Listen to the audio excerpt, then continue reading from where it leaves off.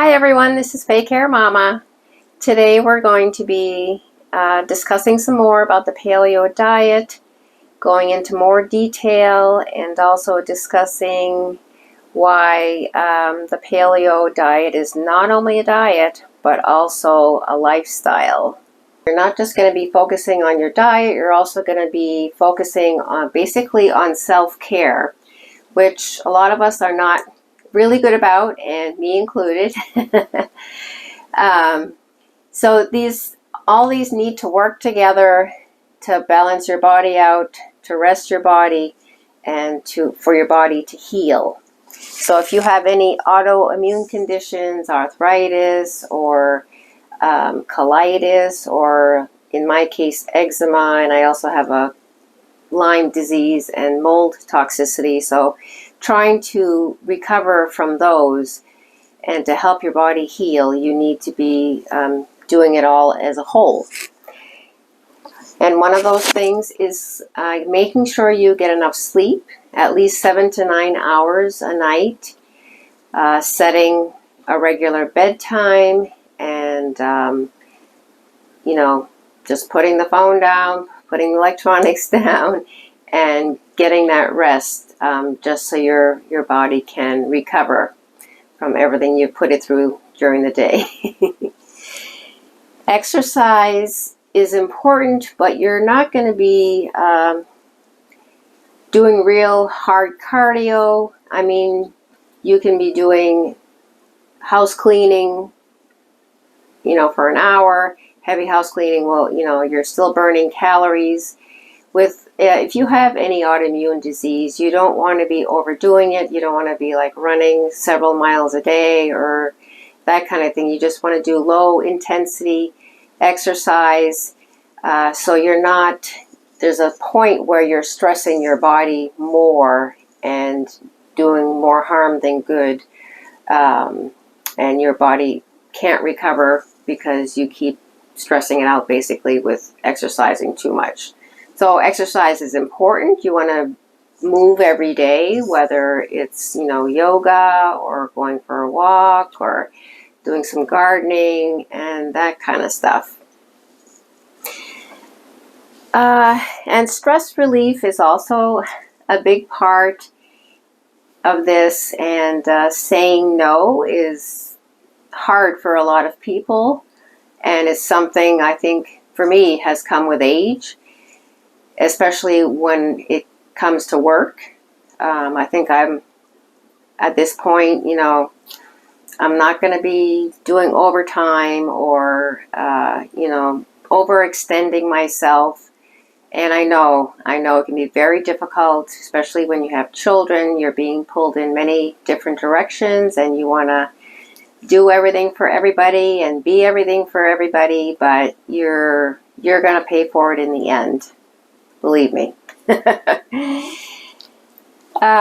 So another thing that can be stress relieving is yoga, gentle stretching. For me, that's very relaxing, or just taking a bath with Epsom salt in it is just that magnesium soaks into your skin, and it's just very calming and relaxing. Another thing that I want to do this year is meditation. I have done it in the past, but not consistently. But when I have done it, it is so relaxing. It just brings a calm all over your body, and whether it's for 5 minutes or 15 minutes out of your day, there is an app that you can put on your phone, and I believe you can access it as well on regular laptop, Insight Timer, and I'll leave a link down below. They have a lot of free meditations, and there's also ones that you can buy, and I just use the free ones. And you may need to poke around a little bit. There may be like one person that doesn't do it for you. And there may be one person that, their voice is really soothing to you, and they're just, going through some gentle breathing with you and imagery and that kind of stuff. And it goes a long way to help you take care of yourself and to face the challenges that every day brings. And just practicing gratitude. Every night, as I'm laying down and getting ready to go to sleep, I just kind of review the day and think of everything that I'm grateful for. Even though you've had a crappy day, there's got to be something that you're grateful for that day. And that just really changes your focus, kind of turns around the negativity in your life, and again helps you deal with the everyday stresses that you're going to come across. Some people find it helpful to have a gratitude journal and actually write down, the things that they're grateful for. That's not really for me, but so everybody's different. These are all, not saying you have to do all of these things, but these are all things that can help you with stress relief and just help your body to heal with the autoimmune protocol. And also just trying to get outside every day in the fresh air. Trying to be out in nature if you can, even if it's a city park. It's just very, there's been studies that it's just very relaxing and soothing just to be outside in the trees and hearing the birds sing. And some people call it forest bathing, but it also is very stress relieving and just kind of resets your mindset. So just getting out and trying to do that every day. I know it's not possible for me to do it every day, but I try to be outside at least 3 days a week, 3 or 4 days. So let's get down to the diet part of this, of the paleo lifestyle. You're not going to be eating any processed food, and this may be a big change for you if you're used to relying on these kinds of foods.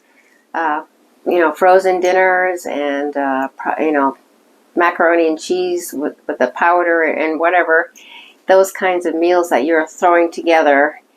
It does take some planning, and you're not going to be eating out. I mean, eventually you will be, but you will have to pay attention and ask questions like, what's involved in cooking process or the ingredients of certain foods that the restaurant is making.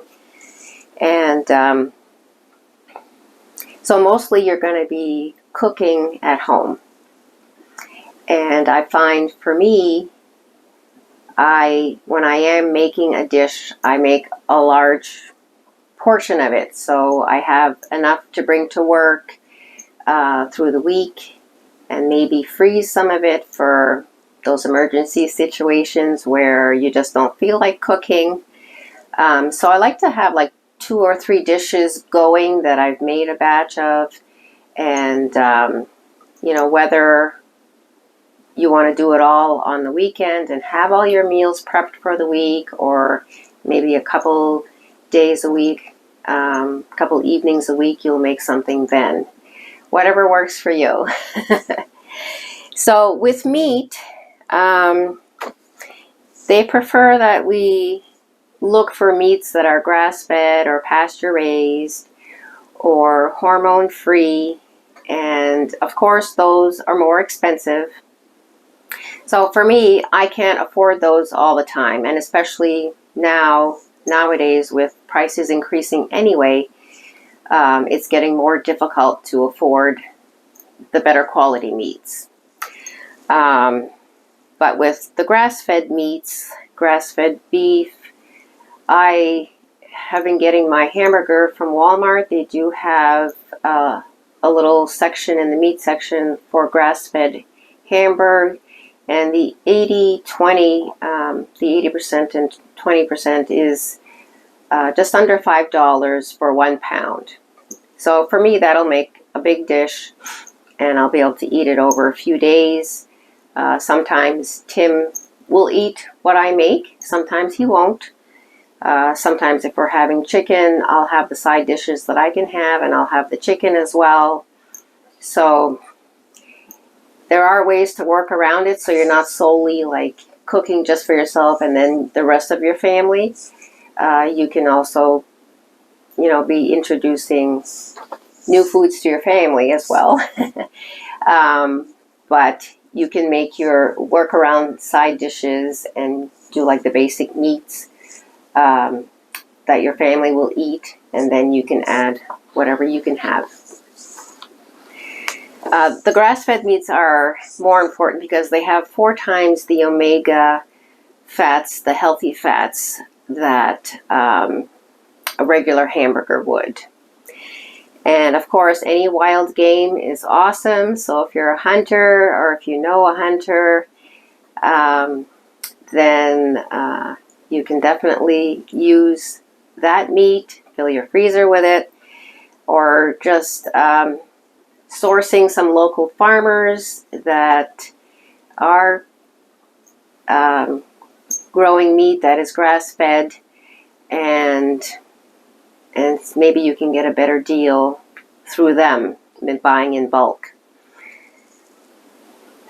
And if you are, if you have to buy regular meats, buy meats that have less fat in them, because the fat is what tends to hang on to the hormones and the antibiotics and that kind of thing that they treat the animals with. And also at my grocery store, Hannaford, they have Nature's Promise meats, which are more natural or hormone-free. But about once a month, they'll have like 25% off chicken, or 25% off the beef ones, or the pork. So when it does come on sale, I'll stock up then, and so I'll have some in my freezer for the rest of the month. And if you are buying deli meats, for instance, ham or bacon, you want to look for uncured meats where they're not adding all extra chemicals to preserve the meat. They don't have as long of a shelf life, but you can freeze them. I'm not sure about the deli meats. I don't know if the texture would still be good though after it was frozen. But I know our deli does. They do have a couple selections for uncured meats if you really want that kind of stuff for a sandwich or whatever. And for chicken, chicken mainly has omega-6 fats, which you don't want to have too much. You want to have a good balance of the omega-3s that you get in fish and the grass-fed meats. So you can have some of the omega-6, but not chicken every day kind of thing. And again, you want to look for ones that haven't had any antibiotics or any hormones. And I find if your store sells Purdue chicken, all of their chicken has no antibiotics and no hormones. And I know Walmart does carry that brand, and it's usually like $1 more a pound, but so that's not too bad if if you want something healthier. And of course, seafood, fish, wild caught preferably. And I try to stay away from farm raised, especially if it's not from the United States. Then there are some questionable practices out there, and you don't know the growing conditions, basically, that the fish was raised in. And so vegetables, we are going to be eating lots of vegetables, but we're going to be avoiding legumes like peas and any kind of beans, chickpeas. Initially, now this is just initially, no nightshades. Nightshades are like bell peppers, tomatoes, regular potatoes. You can have sweet potatoes, chili powder, and that kind of stuff. So these are things that you may, after your system has calmed down, you're gonna be adding these things back in one at a time, and that'll be a separate video, reintroduction, what to start adding in first, second, and then last. For vegetables, it's definitely cheaper to buy frozen. If you have a large freezer, then you can stock up with those. But I did find at Shaw's, some of their frozen vegetables have added salt. I don't know why they need to add salt, but just something to watch out for. You should just have whatever vegetable it is in there. Fruits, you can have 2 or 3 a day, and usually I'm buying whatever is in season to save money, or on sale. Sometimes the berries will come on sale during the winter. They're usually from another country, and sometimes the flavor is not always the best, or they may be a little bitter. And again, you can buy frozen. I buy frozen blueberries all the time for my smoothies in the morning. And yeah, those are always good. So for fats, you're going to be focusing on healthy fats. You can use avocado oil, coconut oil, palm oil, red palm oil, olive oil, and bacon fat. Yes, bacon fat.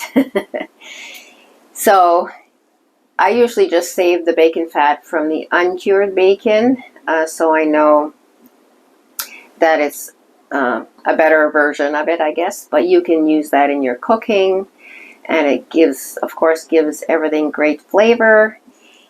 And canola oil and other seed oils can cause inflammation, so that's why we're avoiding these.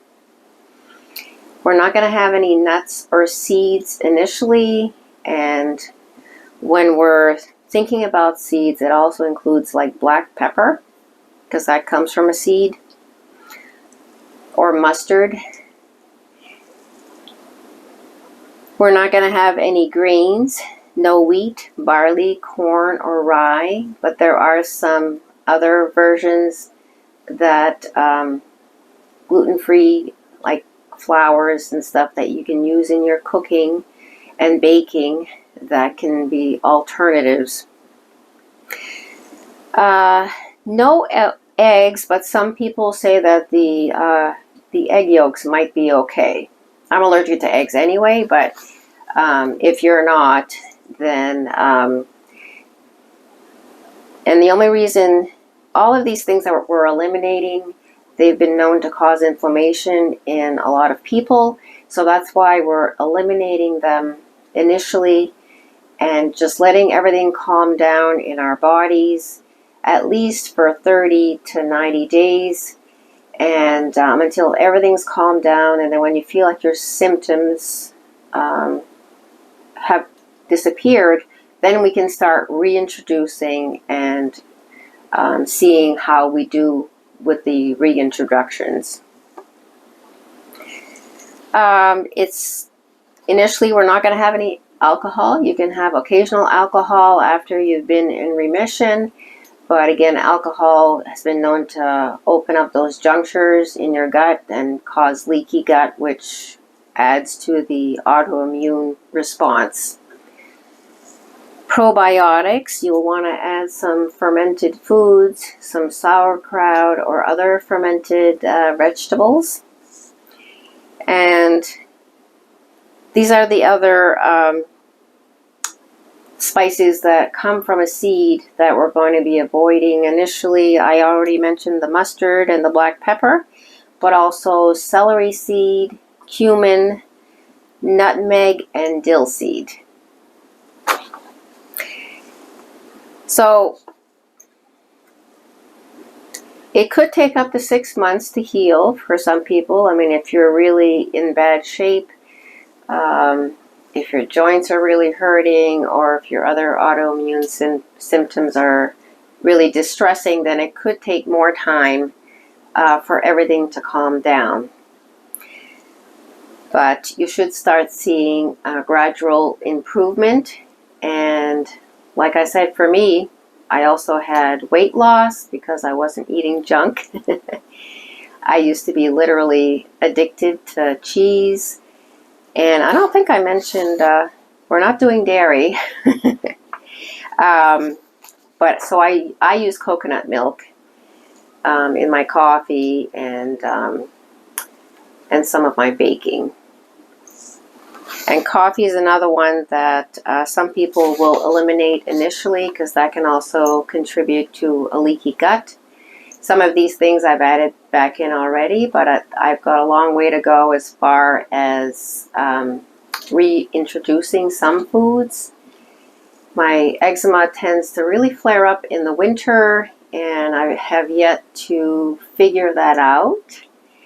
And I was planning on doing a detox this January and just basically going back to the basics and just doing that for a few weeks. And then I got COVID. So I guess that was my detox, because I basically couldn't eat anything for like 2 or 3 days, and I still can't really taste anything. But so I hope this was helpful for you. This is definitely doable. It's definitely a lifestyle change, but it'll be for the better. And it'll be easier if you have the support of your family. And my husband is, on board because he's seen the improvement in my health. And I still have a ways to go, like I said. But the weight loss has been huge. I've been able to get off my blood pressure and cholesterol medications, and overall just feel much better. So let me know if you have any questions, if you have any comments. I'll leave a link down below to, this is my favorite paleo book, The Paleo Approach by Sarah Ballantyne. She also has a great website. I will leave a link down below to that. She has many recipes on there, and she always has tips on reintroductions, or even if you just have questions about certain aspects of the paleo approach. And she also, if you sign up for her emails, will send you like a weekly newsletter with updates. She's also working on a new program called Nutrivore, and she is just like, she's a scientist. And so she is figuring out the nutrition score in all the foods, and so you can choose, even narrow it down further, which foods you want to choose to improve your health.